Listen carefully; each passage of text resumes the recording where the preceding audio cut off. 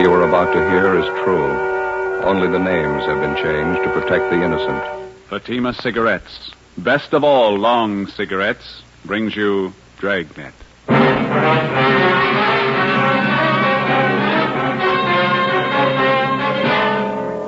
You're a detective sergeant. You're assigned to homicide detail. A potential killer is on the loose in your city. He's robbed 6 people. For no reason at all, he beats his victims senseless. He moves fast. He's well armed. Your job? Stop him. You'll be amazed when you compare Fatima with other long cigarettes. You'll find they now cost the same. But in Fatima, the difference is quality. You see, Fatima is the quality king-size cigarette because it contains the finest Turkish and domestic tobaccos superbly blended.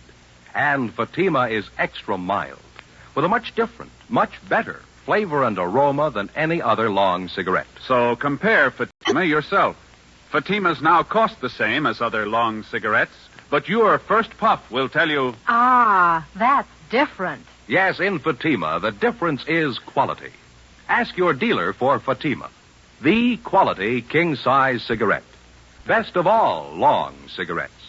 Start enjoying Fatima for a new year of greater smoking enjoyment.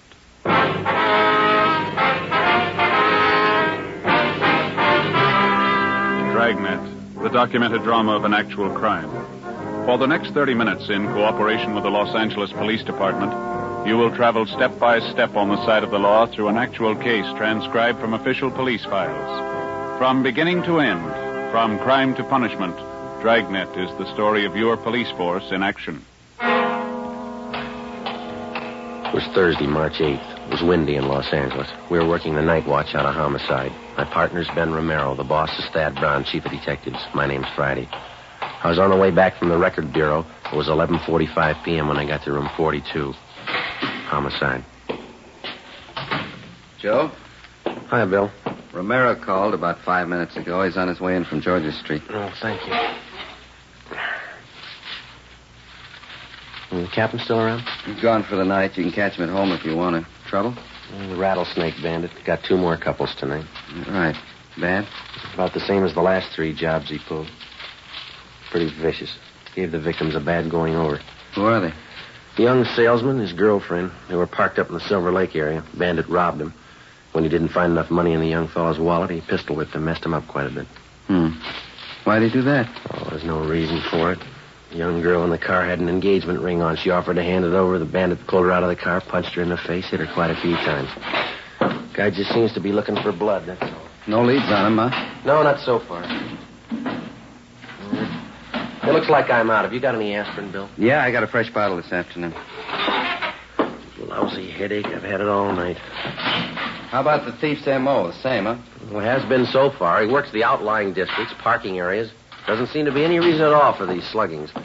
The victims all agree on that. No provocation at all. The guy just seems to get a kick out of punching in somebody's face. 2 pills in it? Oh, yeah, that's fine, thank you. Boys in robbery turn up anything? No, neither have we. Bandit operates in hot cars. He's got a few good prints to work with. No make, though. Guy works alone, huh? Well, he did for the first 2 jobs. Last few times he had a bright-looking blonde with him. Good-looking, you know. Nice figure. Victims say that she stands by and just seems to egg him on. I don't know. Seems to get a big thrill out of it, I guess. Hi, Bill. Joe? Hi. How'd you do, man? Doctor didn't think it'd be a good idea to bother him too much tonight. We can talk to him tomorrow. Well, how about the hold-up man's description? Did you get that? Yeah, from the girl. Matches what the other victims gave us. She didn't see the getaway car, though. Didn't have a chance. Well, how about the young fellow? Is he still unconscious? Yeah, they're going to move him to the county hospital. You should have seen his face. Yeah? Terrible. It's a mess. This bandit's girlfriend, the blonde, nothing at all on her? Victims say she's got a nice figure and good looking. Quite a few like that in Los Angeles. What are they getting out of these stick-ups anyway? Can't be too much, huh? Oh, that's just it. None of the heists have netted them more than $50. Hardly worth the trouble. Hot shot. I'll get it. What is it? Wait a minute. Rattlesnake bandit. He got another couple. Where? South end of Echo Park. Yeah? He shot both of them. Together with Cummings and McCready from Homicide, Ben and I drove to the scene of the holdup and shooting in the Echo Park area. The victims were identified as Ralph Younger, 34, a high school English teacher. He'd been beaten severely about the face and neck and shot once through the right shoulder. His companion was a Thelma Donovan, 26, a grade school teacher. She'd been shot through the temple just above the eyes. She was still alive, but in a critical condition. We questioned Ralph Younger briefly before he was removed by ambulance to the Georgia Street Receiving Hospital. His description of the holdup man tallied exactly with that of the Rattlesnake Bandit. He also gave us the description and license number of the getaway car. We got out a broadcast and an APB. A routine check of the area failed to turn up any leads. 11 a.m. the next morning, Ralph Younger told us the story from his hospital bed. I was teaching Thelma how to drive, Sergeant. We were going along that side street when the sedan pulled up, forced us over to the curb. And your friend, Miss Donovan, was sitting in the driver's seat then? That's right. I got out on my side and started over to ask this fellow what he was doing, crowding us like that. He rushed up to me and started slugging me in the face with his gun. I went down. Mm-hmm. What did Miss Donovan do? She started hollering for help. The hold-up guy ran over and shoved his gun at her. He had it pointed at her head. And he grabbed Thelma's purse and started looking through it. For money, I guess. Mm-hmm. Say, would you mind moving this pillow over a little bit? Sure, gotcha. Oh, there we are. There, how's that, okay? Oh, under the shoulder, please. All right. Yeah. There you are. It's fine. Thanks. Were you lying on the street while all this was going on, Mr. Younger?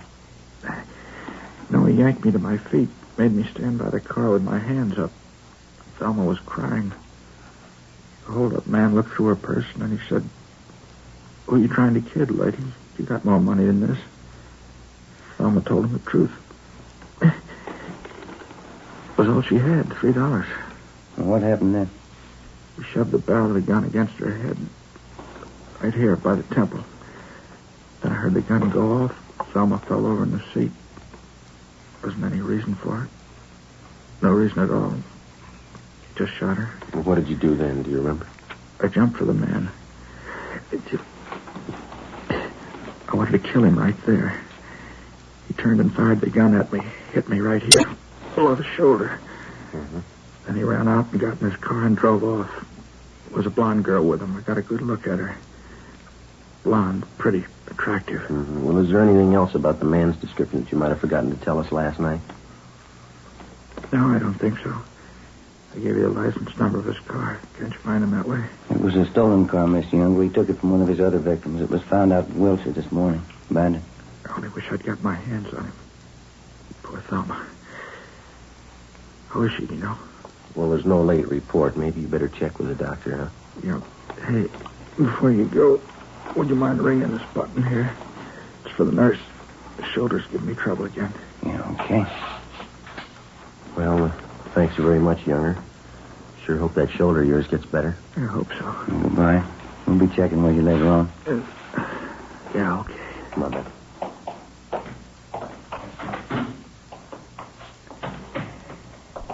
Romero? Joe? How'd you do, Bill? Checked with the doctor. Donovan girl's still unconscious.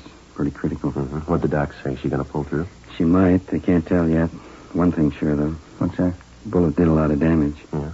She's totally blind.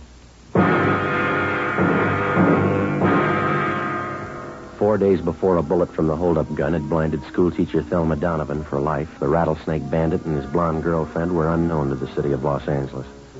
In the space of little more than 96 hours, they'd robbed and slugged a dozen people from one end of the city to the other. In every case, the attacks were just about as brutal and vicious as they were unprovoked. The amount of money taken from each victim was negligible. The only apparent conclusion was that the bandit and his girlfriend were out for blood. That night, despite a citywide alert to all radio cars and patrolmen, the suspects robbed and slugged two more couples between the hours of 10 p.m. and midnight. Between midnight and 1:30 a.m., they got two more victims. 2:30 a.m., Ben and I got back to the city hall, the carpool. 118 Sixth Spring. 118 Sixth Spring. Looks like a place over there, huh? Mm-hmm. Wonder how McCready and Cummings made out. Well, hope they got more than we have. Yeah, that's good right here. Want to get the radio, Joe? Yeah, fine. Let's go.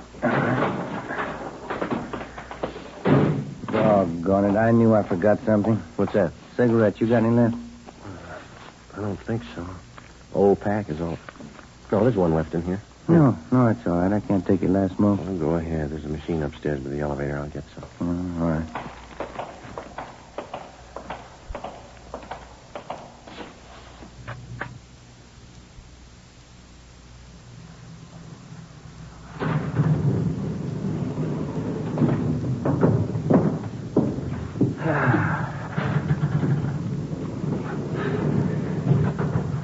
I sure better get these shoes half so I'll be walking around my stocking feet pretty soon.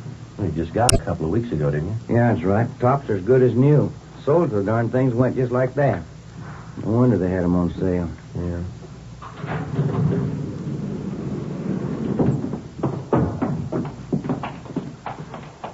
In just a minute, I want to get those smokes. Oh, yeah.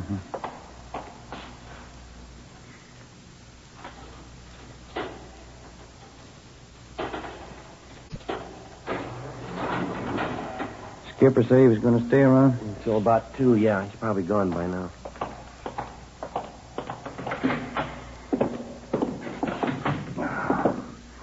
Yeah, it's a long day. Anything in the book? Just a minute. Yeah, your wife called. I want you to get a refill on that prescription for your little boy. Oh, Hiya. How'd you two do? Nothing. How about you? Chandler called from robbery a minute ago. Thinks they may have something. Yeah? At 211, big service station out on Pico. Hold-up man had a blonde in the car with him. What about description? Jives pretty well with the guy we're after. Well, the M.O. doesn't. That thief and his girl haven't tried anything but car hold-up since they started. How'd they manage the job? Well, you know how they've been operating for transportation. They rob the people, steal their car. When they reach another victim, they transfer to his car. First time they switched that system was tonight. The hold-up on South Hoover, the man and his wife. Huh? Instead of changing over, they stayed in the blue Chevy coupe.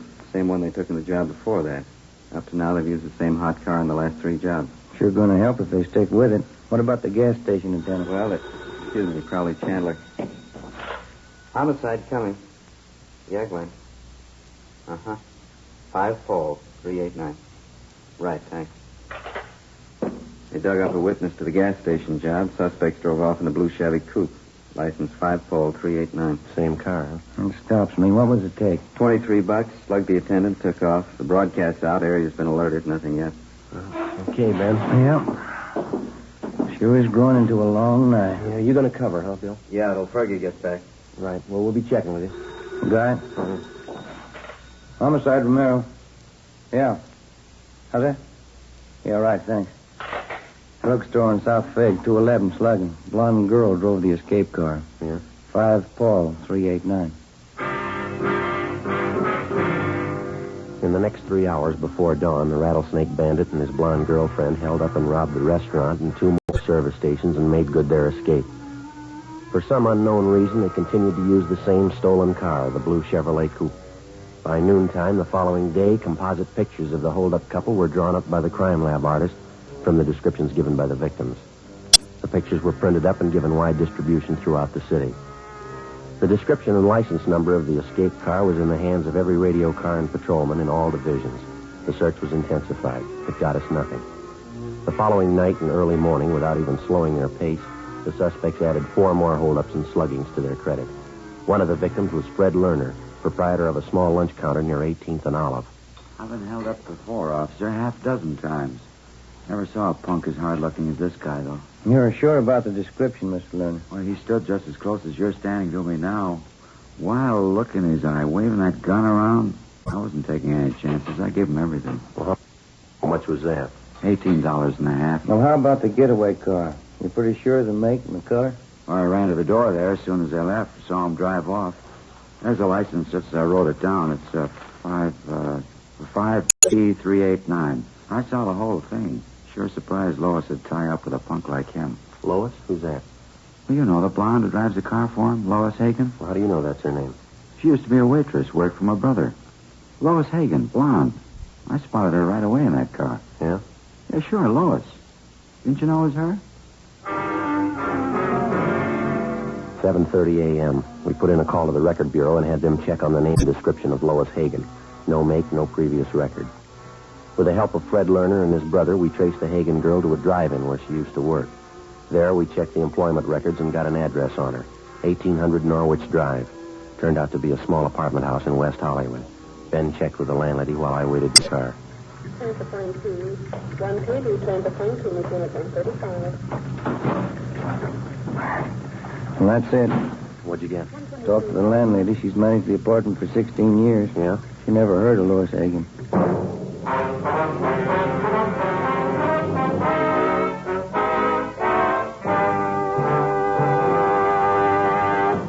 You are listening to Dragnet, authentic stories of your police force in action. And now, here's an authentic report from Fatima Cigarettes. 1949. Fatima more than doubled its smokers coast to coast. 1950. Another record-breaking year, with more long cigarette smokers insisting on Fatima quality than ever before. In 1951, enjoy Fatima quality yourself. Yes, friends, in Fatima, the difference is quality.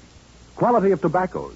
The finest Turkish and domestic varieties, extra mild and superbly blended, to give you a much different, much better flavor and aroma. Quality of manufacture. Smooth, plump cigarettes rolled in the finest paper money can buy. Quality, even to the appearance of the bright, clean, golden yellow package, carefully wrapped and sealed to bring you Fatima's rich, fresh, extra mild flavor. Compare Fatima yourself. Fatimas now cost the same as other long cigarettes, but your first puff will tell you... Ah, that's different. Yes, in Fatima, the difference is quality. Start enjoying Fatima for a new year of greater smoking enjoyment. Insist on Fatima, the quality king-size cigarette. Best of all long cigarettes.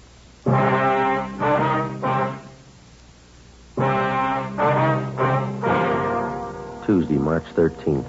That night and the one following, the Rattlesnake Bandit and his blonde girlfriend, supposedly Lois Hagen, continued their campaign of holdups and sluggings. They robbed 2 liquor stores, an all-night cafe, cigar shop, and 2 more service stations. In each case, the descriptions of the suspects and their getaway car was the same. Routine investigations got nowhere. Ben and I went to work checking out the thin lead that we had on the girl known as Lois Hagen.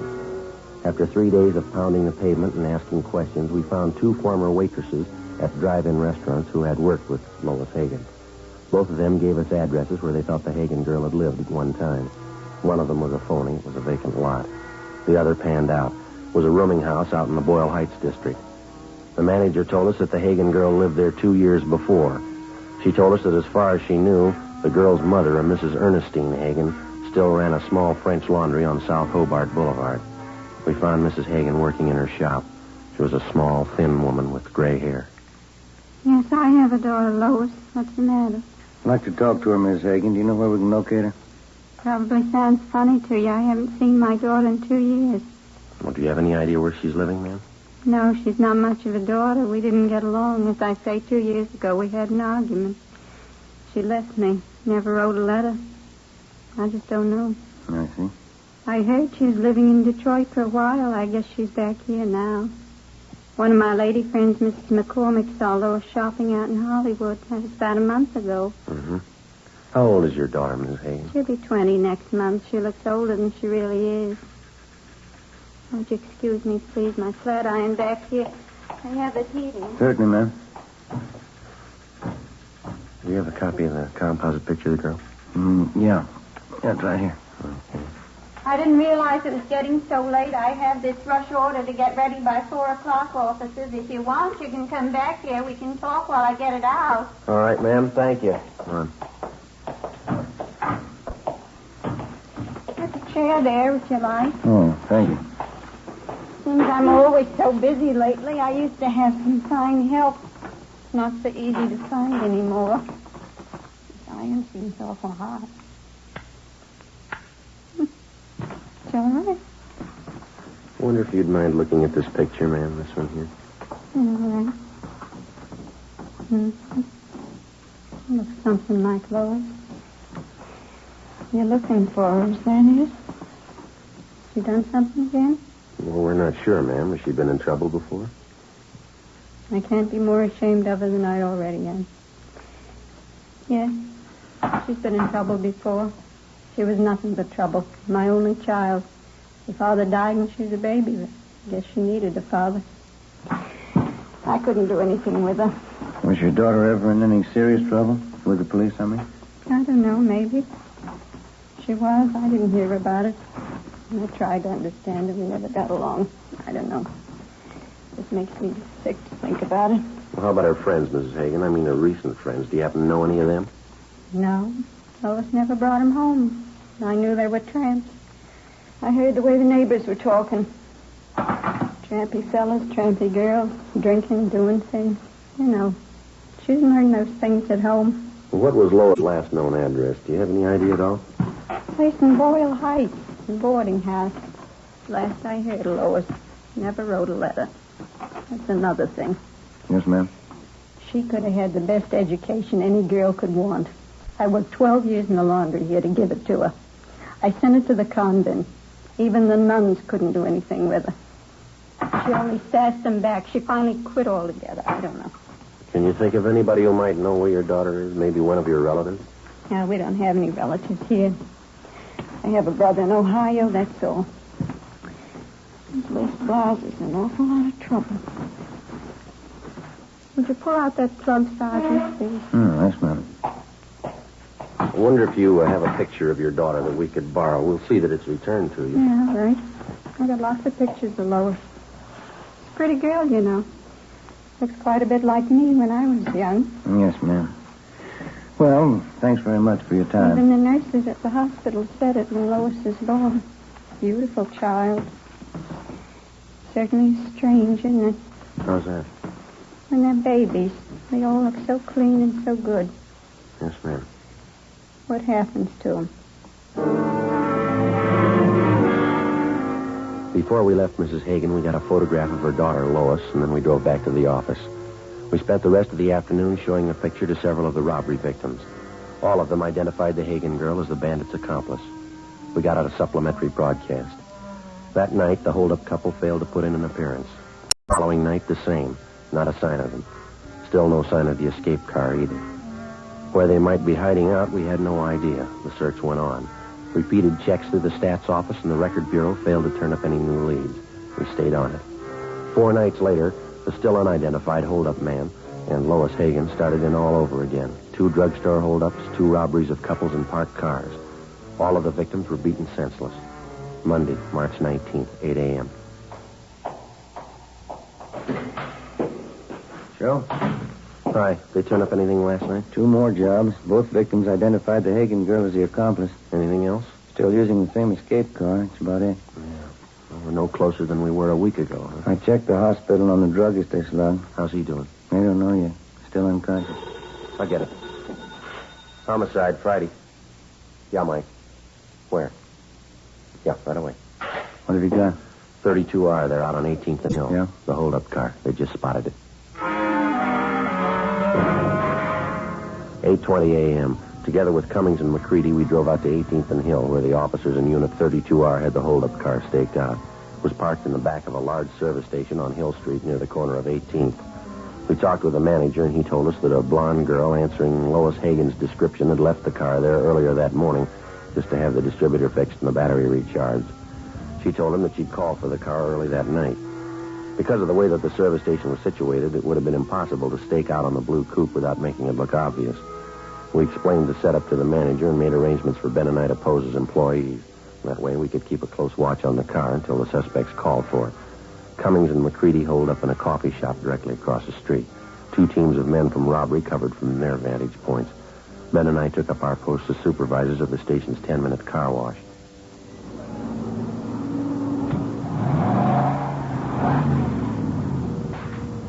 They sure do a great business here, huh? Yeah. You mentioned to the manager about keeping the area clear around that car, didn't you? Yeah, it's all set up. We're not going to have an excuse in the world if we miss those 2. Yeah, if they show up. What are we supposed to do now? Pull these tickets off the cars as they move off the wash line? Yeah, that's all. Just slip the tickets in that box over there, see? Mm-hmm. Must have run them a few dollars, huh, installing all this equipment. Seems to be paying off, doesn't it? What time you got now? A few minutes past 4. Want to smoke? No, I just put one out. 1 a.m. Ben spotted a young blonde girl turn the corner onto Hill and start up the street toward the service station. As she came closer, she looked to the right and the left. She paused in front of the station, looked on both sides of the street, and then she turned completely around and walked on past. Lois Hagen. She's going right down to the corner. How about it? Yeah, I'll put in with you. How about her tail? We can't just let her walk away from us. No, just a minute. Take a look. She's turning around. Coming back this way. She's coming in. Yeah, we better get back to our car. Looks like it. Come on. Right. The young blonde entered the garage office, paid the repair bill, and drove off in the hold-up car. Ben and I followed an 80K. Cummings and McCready tailed us. The blue coupe moved 2 blocks down Hill Street and then turned into an apartment garage. We parked on the street, went in and got the manager out of bed. We showed him Lois Hagen's picture. He told us that she was registered alone in apartment 16. He failed to recognize the description of the hold-up man. McCready and 3 men from robbery covered the front and back exits. Cummings, Ben, and I climbed the stairs to the 3rd floor. Number 16. Joe, you want to ring it?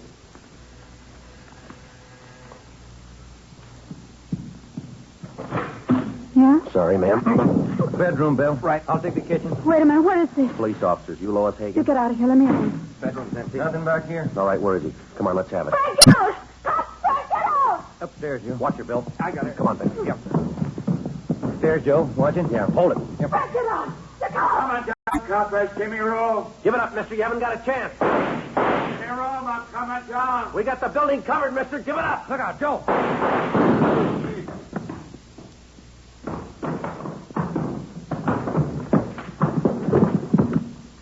I'll get his gun. How is he? Dead. Joe, Ben, you all right? Yeah, Bill. You want to take the girl downstairs? Let me see him, please. Frank? Frank? All right, lady. Didn't have to happen. I tried to tell him, get away, wouldn't listen, never listen. Let's go. You were married yesterday. You didn't know that, did you? Just married. Yeah. Married 2 days. Yeah, well, the honeymoon's over. Come on, lady. The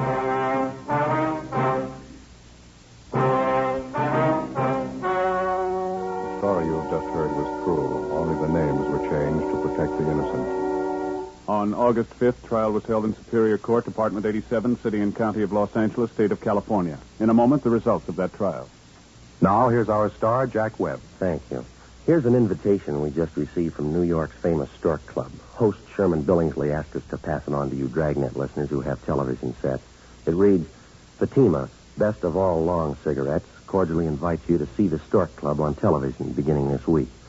Well, Dragnet welcomes the Stork Club to the Fatima family. It's a fine television show.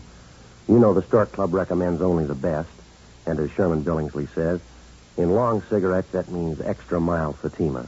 You can judge that yourself, just as I have, by comparing Fatima with other long cigarettes. Buy a pack of Fatimas. You'll find they now cost the same, but in Fatima, the difference is quality.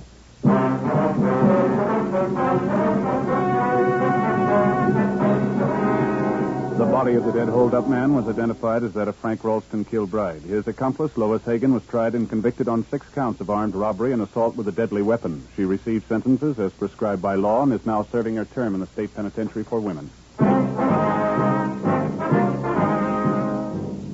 You have just heard Dragnet, a series of authentic cases from official files. Technical advice for Dragnet comes from the Office of Chief of Police W.H. Parker. Fatima Cigarettes has brought you Dragnet, portions transcribed from Los Angeles. We the People is next on NBC.